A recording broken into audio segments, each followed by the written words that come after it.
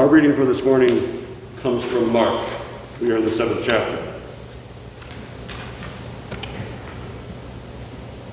The Pharisees and some legal experts from Jerusalem gathered around Jesus. They saw some of his disciples eating food with unclean hands.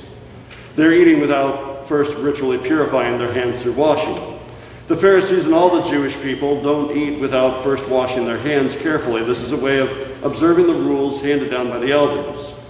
Upon returning from the marketplace, they don't eat without first immersing themselves. They observe many other rules that have been handed down, such as the washing of cups, jugs, pans, and sleeping mats. So the Pharisees and legal experts asked Jesus, "Why are your disciples not living according to the rules handed down by the elders, but instead eat food with ritually unclean hands?" Jesus replied, Isaiah really knew what he was talking about when he prophesied about you hypocrites.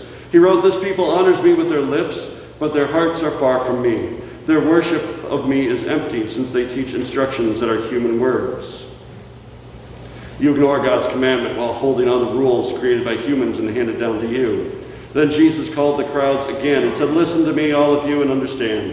Nothing outside of a person can enter and contaminate a person in God's sight. Rather, the things that come out of a person contaminate the person. It's from the inside.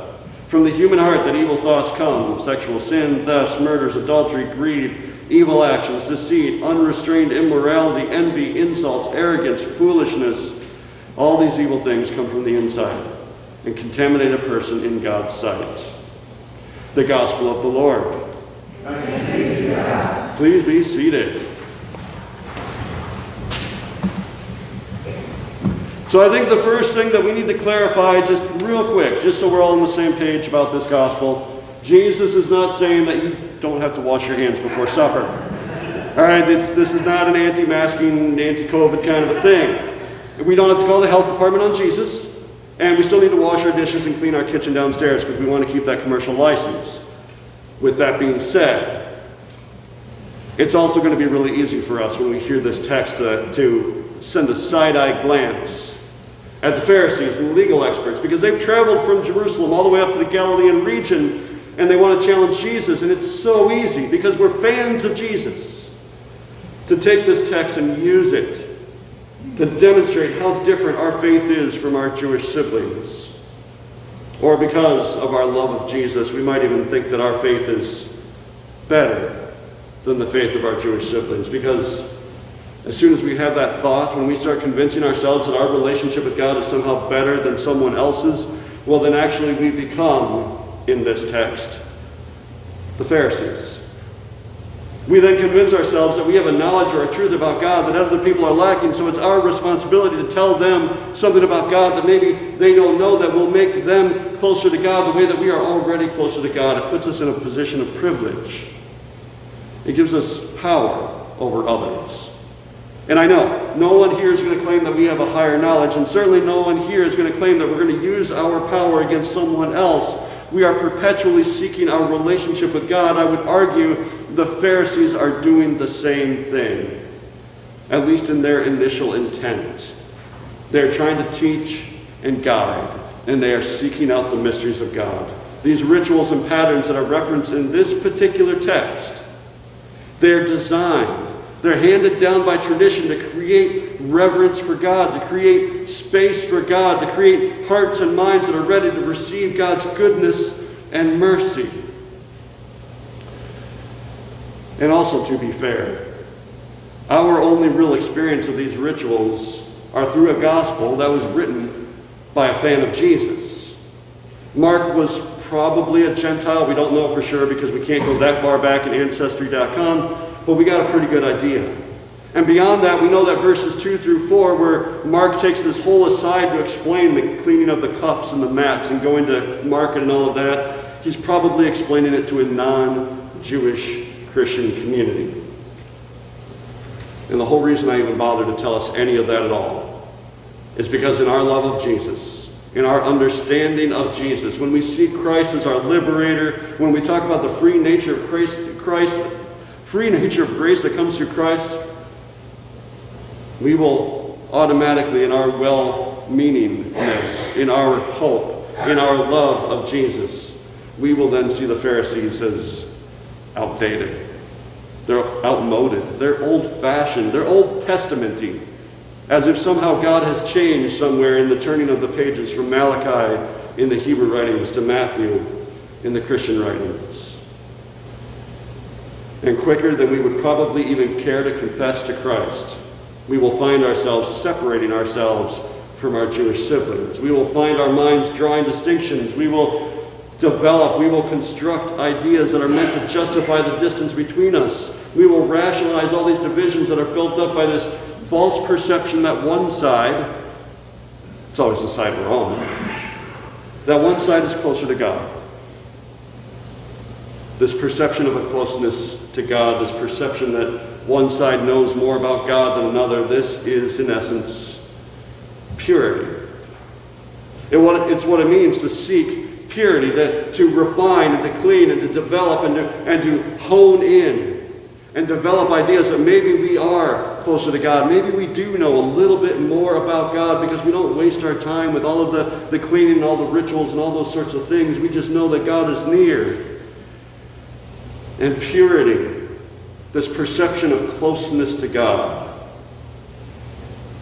it is at the foundation of divisive understandings like anti-Semitism, gender inequality, racism, purity, closeness to God.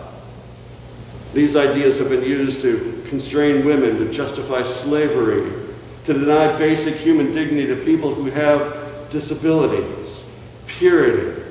This idea that one person can be closer to God than another, it is a way of thinking and seeing each other in the world. It has led to whiteness as an unspoken and sometimes chanted and shouted measure of human value. I know, we've come a whole long way from talking about cups and spoons. Jesus in this gospel, he's not really talking about cups and spoons either. He doesn't really care about how well we wipe down our kitchen counters.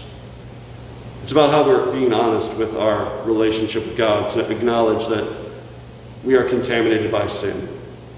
Sin corrupts our lives, it corrupts our church, it corrupts our families, it corrupts our community, it corrupts our place in creation. And it rests firmly within.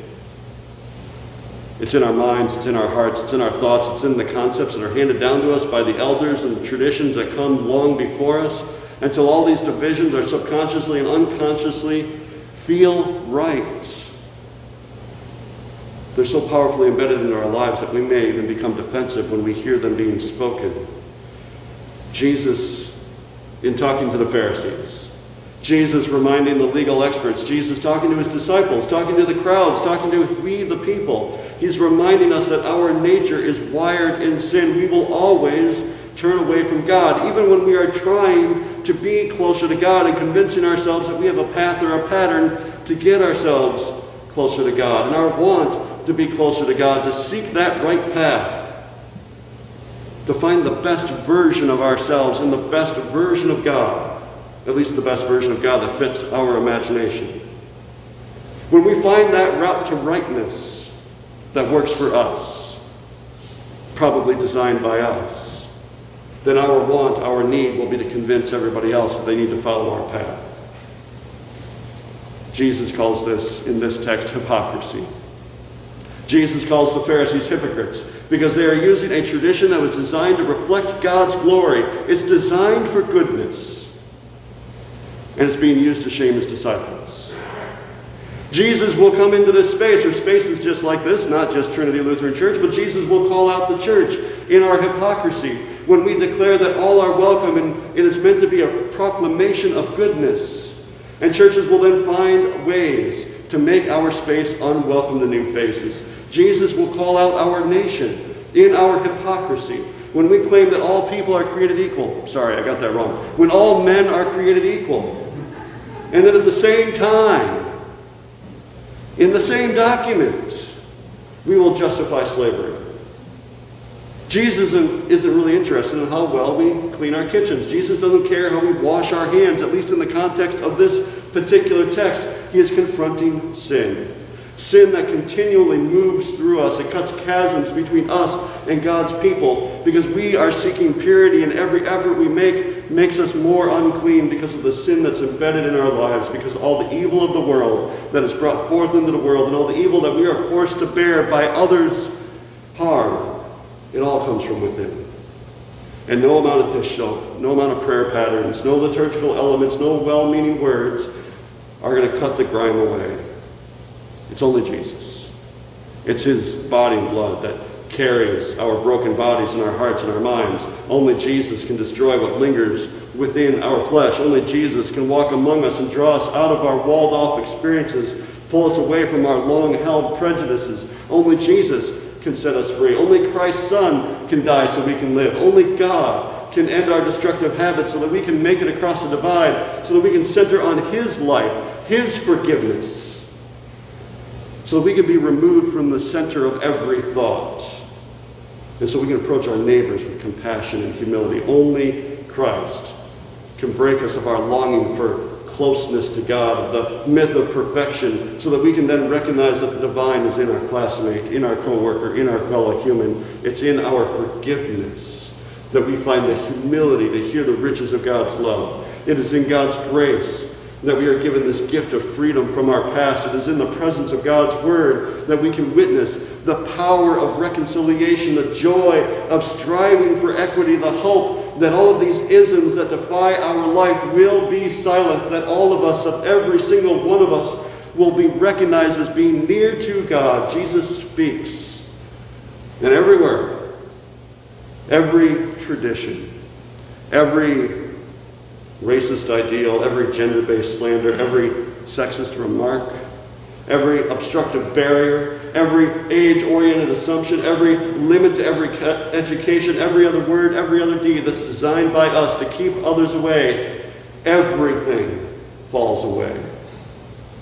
In the presence of Christ, all goodness, all mercy that comes from God and is meant for creation and our neighbors, through Jesus, it is revealed.